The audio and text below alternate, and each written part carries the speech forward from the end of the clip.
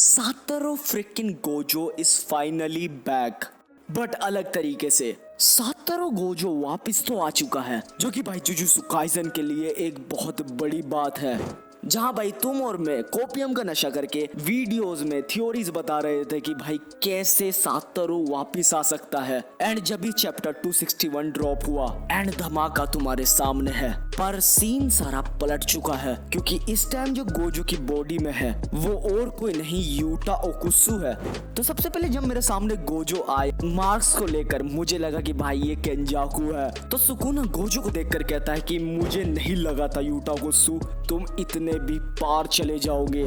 Sukuna कहता है कि उसने ये एक्सपेक्ट ही नहीं करा था कि ऐसा भी हो सकता है, जो कि भाई मुझे लगता है एक बहुत ही बड़ा ट्विस्ट है। जहां मुझे शुरुआत में तो लगा था कि भाई केंजाकू किसी तरह गोजो की बॉडी पे कंट्रोल कर सकता है, पर मुझे नहीं लगा था कि भाई यूटा गोजो की बॉडी पे कंट्रोल करेगा, जो कि बहुत ही खतरनाक रिवील हुआ हमारे सामने। जहां भाई यूटा ने गोजो से पहले ही डील कर रही थी उसकी बॉडी की। जहां भाई इसी चैप्टर में हमें फ्लैशबैक दिखाए जाते हैं। यूटा गोजो से कहता है कि अगर तुम मर गए क्या मैं तुम्हारी बॉडी पर कंट्रोल कर सकता हूँ।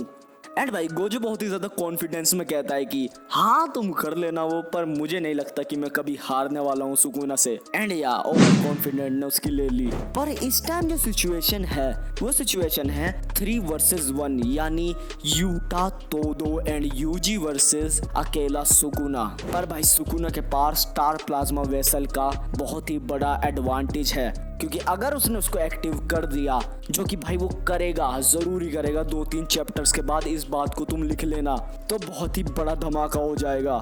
एंड मुझे नहीं पता कि भाई फिर कैसे हैंडल करेंगे तीनों सुकुना को। पर भाई अब बात करते हैं सुकुना की कि सुकुना कैसे हैंडल करेगा इन तीनों को, क्योंकि भाई तोदो ही सुकुना पे इतना भारी पड़ रहा है। पर भाई जो अपना यूटा है वो चैप्टर 261 में बहुत ही बड़ा सेक्रीफाइस करता है। वो भाई अपनी पूरी बॉडी ही मतलब डिस्ट्रॉय कर देता है गोजो की बॉडी के अंदर आने के लिए, जो कि मुझे लगता है बहुत ही ज्यादा ट्रॉमेटाइजिंग चीज है। पर एक चीज मैंने जो जेजे के फैंस के अंदर देखी गोजो के लिए, वो है बहुत बड़ा चूतियापा।